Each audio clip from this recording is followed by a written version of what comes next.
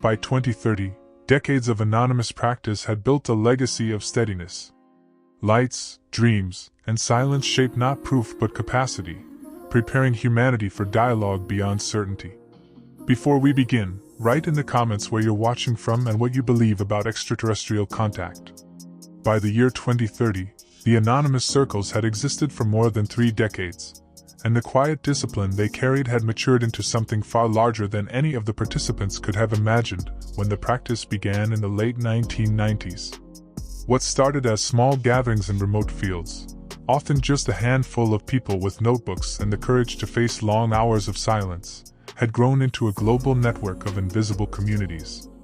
They were invisible not because they hid, but because their ethic kept them ordinary. They had no leaders, no names, no organizations, no banners. They had only practices: arrive quietly, regulate the breath, soften the jaw, widen the gaze, write before speaking, care before theorizing, and protect humility at all costs. This modest set of rules had generated a culture of steadiness that extended beyond the encounters themselves. Families were calmer. Communities were gentler. Workplaces noticed subtle differences in how participants carried themselves: more patient, less reactive, quicker to listen before responding.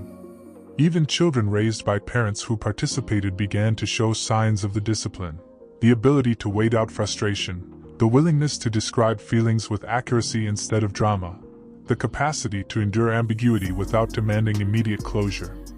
The training, once intended only for extraordinary contact, had reshaped ordinary humanity. Encounters continued with the same signature subtleties that had marked them for years. Lights appeared with preludes that were now deeply familiar to participants: the sudden hush of insects, the low hum vibrating through bones, a metallic tang at the back of the tongue, a sweep of warmth across the arms even on cold nights. A point of light bloomed low on the horizon, held steady in defiance of wind, and was joined by others until geometry unfolded in the night. A triangle held its shape for minutes, collapsed into one, and dimmed as if brightness were being folded inward instead of an object departing.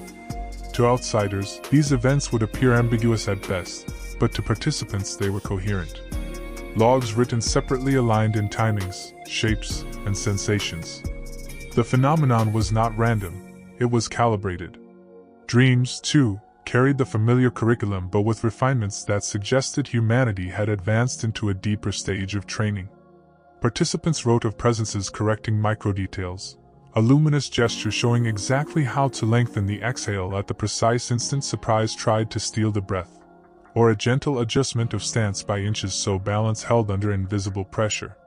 Sometimes entire circles described nearly identical dream sequences within the same week, standing in circular spaces of light, being shown symbols that pulse like chords, practicing awareness while radiant presences moved closer step by step.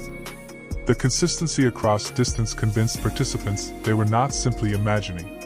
The dreams were classrooms, and the curriculum was clear: steadiness over spectacle, posture over prophecy, capacity over proof. The legacy of decades was not only measured in notebooks. It was measured in lives. Families noticed that conflict dissolved faster when members remembered to breathe before speaking.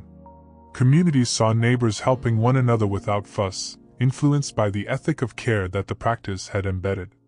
Teachers noticed that children of participants were less reactive, more observant, more willing to describe than to dramatize. Doctors reported that anxiety symptoms lessened in those who had learned how to regulate breath and soften their bodies during pressure. Even workplaces noticed quieter confidence in employees who had trained under ambiguous skies. The practice had been meant for contact, but it was reshaping citizenship. A pivotal night in early 2030 illustrated how far the culture had come. A group gathered beneath a thin crescent moon, their gear prepared, their clocks synchronized. As the insects hushed, 3 points appeared low on the horizon, formed a triangle, and held steady for nearly 20 minutes, an unusually long duration compared to most events of prior decades. Instead of erupting into chatter or rushing for devices, the circle leaned into silence. Breath slowed. Pens moved across pages. Notes captured headings, timings, and sensations with calm precision. Only after the lights dimmed and silence returned did anyone look up from their notebooks. Later, during debrief, logs aligned with striking accuracy, times within seconds, headings with unexpected variation, sensations overlapping without parroting. The event was not dramatic in the way outsiders might expect, but it was perfect training in the ethic of capacity. Participants left that night with a deeper sense of clarity. They realized that proof was never the prize. The prize was transformation. The phenomenon had tuned itself to reward steadiness and to ignore spectacle. Humanity had been taught that disclosure was not the goal. Preparation was. Proof could be argued with, denied, or forgotten. Capacity endured. By the midpoint of 2030, reflections within the circles carried a sober recognition. They might never receive open confirmation, no grand arrival to silence the world's doubts. And yet, they had already succeeded. They had built a culture that could stand in the face of the unknown without collapsing. They had passed on skills that made families kinder, communities steadier, and individuals less enslaved to fear. The anonymous network had not solved the riddle of the skies. It had solved something more immediate: how to remain human under pressure. That, the participants realized, was its own form of revelation. In the early 2030s, the anonymous network entered what many participants described as a stage of orchestration. The encounters no longer felt like isolated notes, they felt like chords. The curriculum of preparation seemed to have shifted from individual steadiness to collective resonance. Circles across continents began to experiment more deliberately with shared rhythms, layering breath sequences, postures, and silences in ways that went beyond the simple protocols of earlier years. The changes were not planned by any central authority. There was none. They emerged organically. A circle in one part of the world tried coupling a pattern of 3 short inhalations with 1 long exhale. Another group developed a practice of standing together in gentle swaying movements timed to watches synchronized to the second.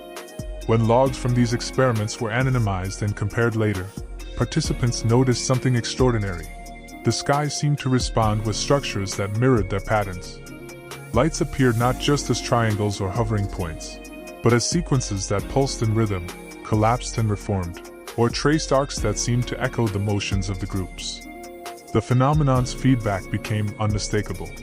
During one resonance session, a group reported alternating waves of warmth and coolness sweeping across their bodies. At the same time, lights overhead pulsed in alternating colors. Another group, thousands of miles away, described a similar sequence within the same hour. Neither had knowledge of the other's schedule, yet their logs aligned with uncanny precision. The implication was not that humanity controlled the phenomenon, but that it was being invited into a dialogue of structure. Dreams during this period reinforced the orchestral theme.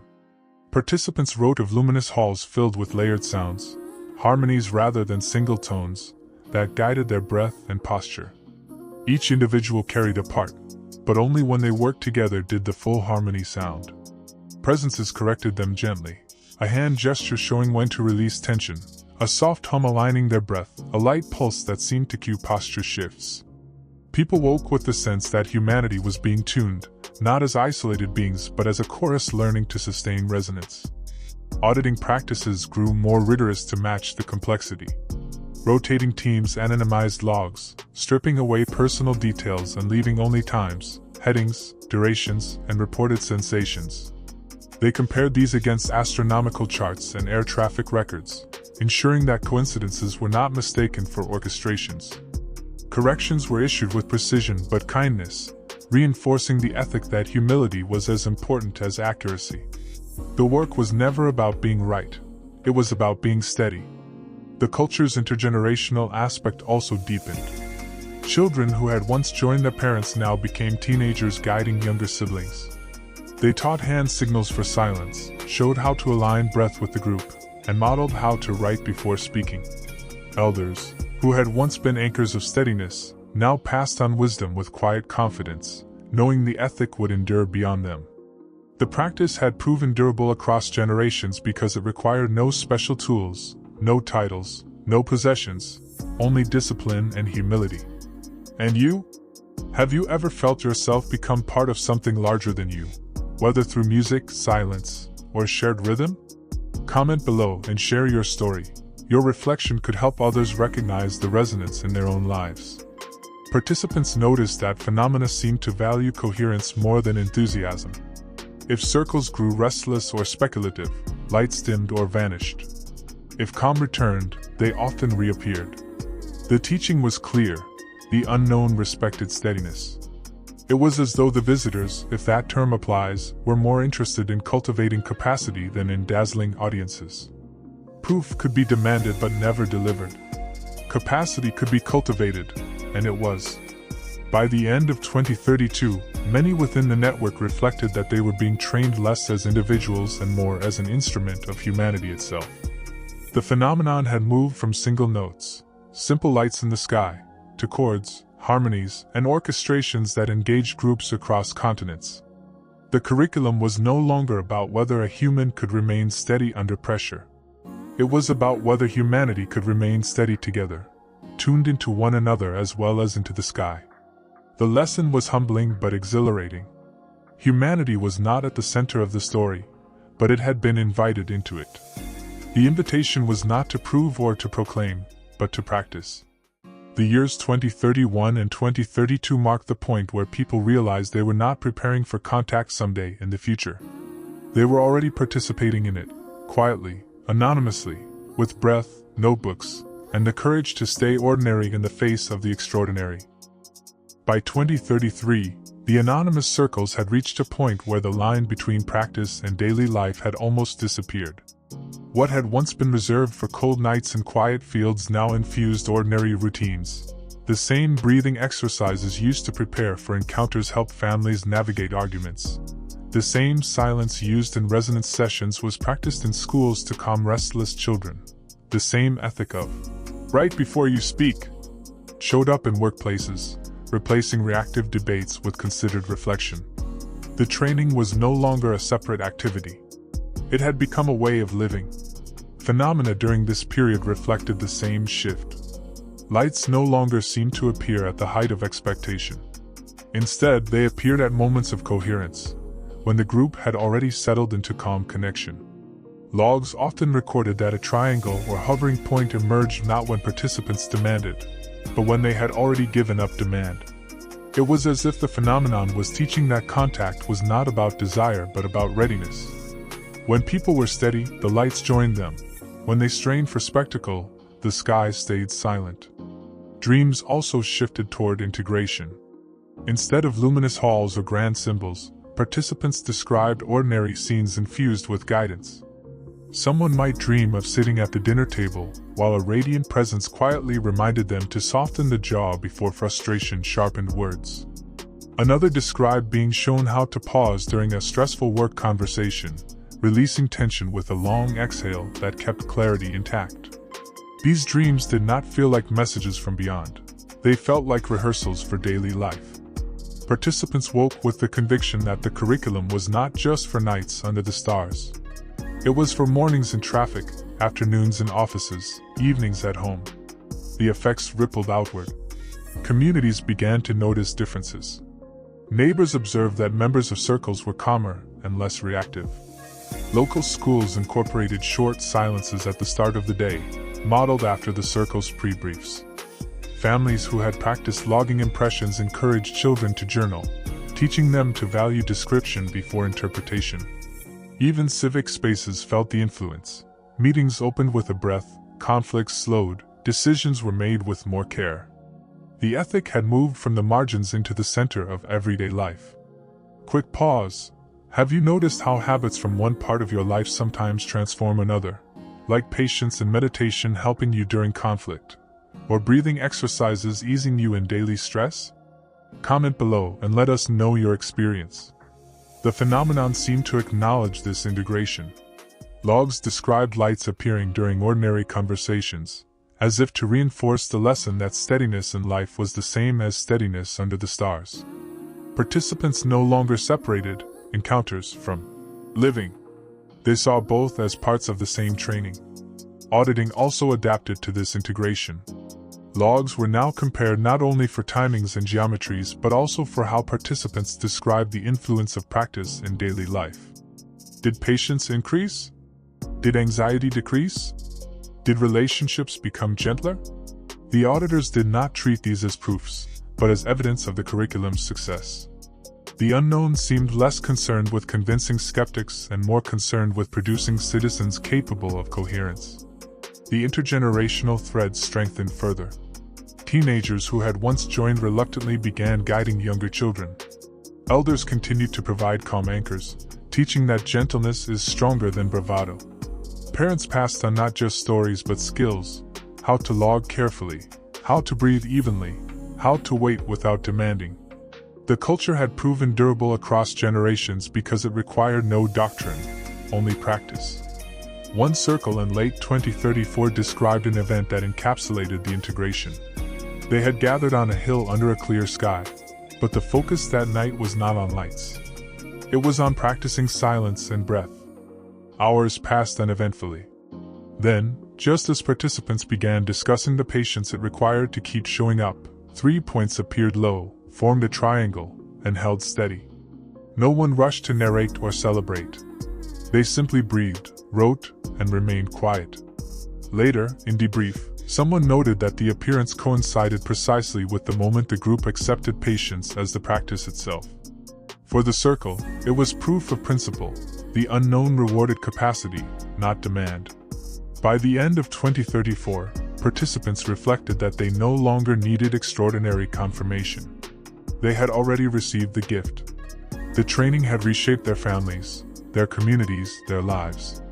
Lights and dreams were important, but the true transformation was in the way they treated each other, with patience, humility, and care. The curriculum had succeeded, even if disclosure never came. By 2035, the anonymous network had matured into something both invisible and undeniable. No central authority had ever guided it, no names or maps had ever been published, yet the ethic had spread quietly across continents. Arrive humbly, breathe together, watch without demand, write before speaking, care before theorizing. What began as scattered experiments had grown into a legacy carried by families, neighbors, and entire communities. The phenomenon had not escalated into disclosure, but it had produced something more durable, a culture of steadiness. Phenomena remained tuned to subtle repetition. Lights still appeared with the familiar preludes: the hush of insects, the hum through bones, the sweep of warmth across the skin, the metallic tang on the tongue. A point would brighten low on the horizon, hold steady against the wind, then be joined by others in geometry that ignored natural drift. Triangles, collapses, silent dimming like brightness folded into itself, all returned with patient fidelity. For skeptics, they remained ambiguous. For participants, they were confirmation that the curriculum had not ended. The lesson continued, proof was fragile, capacity endured. Dreams also reinforced the legacy. Participants wrote of luminous presences guiding them to stand calmly at thresholds, teaching them to pause before rushing forward. Doors appeared in dreams, opening into radiant spaces, yet the instruction was always the same: breathe, wait, remain steady until invited. Humanity was not being promised answers. It was being trained in patience, even at the very edge of revelation. The dreams were less about what lay beyond the door and more about how to stand before it without trembling. The ethic of care matured into infrastructure. After strong nights, guides followed simple ladders: water, warmth, writing, then words.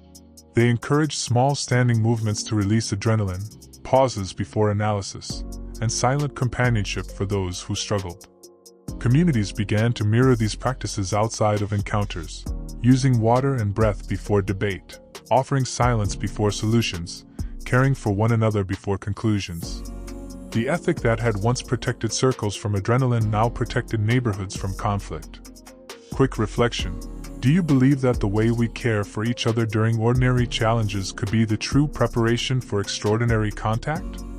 Comment below with your thoughts. Auditing processes also became more refined. Logs were anonymized and compared across regions, not only for timings and geometries but for emotional quality. Did participants remain steady? Did they record without embellishment?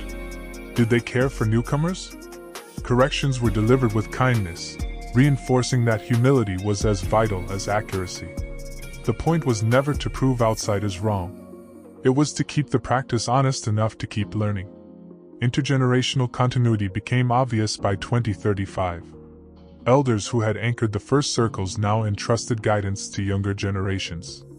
Teenagers who had grown up with the practice carried it into adulthood, teaching their own children how to breathe through tension and write before speaking. What began as a fragile experiment in the 1990s had become a cultural inheritance, passed quietly from one generation to the next. Phenomena seemed to acknowledge this continuity. Lights often appeared when children were present, as though affirming that the next generation was included. Dreams carried lessons tailored to the young, gentle exercises in balance, patience under surprise, the importance of writing before interpretation. The curriculum seemed intent on ensuring that the ethic would not fade with time. By the late 2030s, participants realized that the training had already succeeded, regardless of whether open contact ever arrived. The network had produced citizens who were less reactive, more patient, and more humane. Families were steadier. Communities were calmer. Children were growing up with the capacity to endure ambiguity without collapse.